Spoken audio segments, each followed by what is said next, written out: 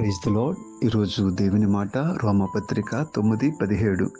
నేను నీ యందు నా బలము చూపుటకును నా నామము భూలోకమందంతటా ప్రచురమగుటకును నిన్ను నియమించితిని. ప్రియులారా, ఈ మాట ఐగుప్తు దేశంలో ఫరోను గురించి మాట్లాడిన మాట.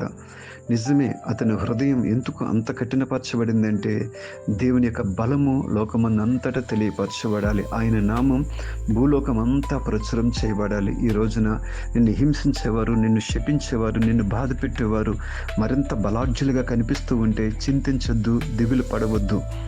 వారు మరింత కఠినంగా వ్యవహరిస్తున్నారంటే దేవుడు నీ పక్షాన ఉన్నాడు, నిన్ను హెచ్చించాలని కోరుకుంటూ ఉన్నాడు. ఐగుప్తు దేశంలో జరిగిన అద్భుతాలు, ఆ కార్యాలన్నీ కూడా ఈ రోజున మనకు ధైర్యాన్ని ఇస్తూ ఉన్నాయి.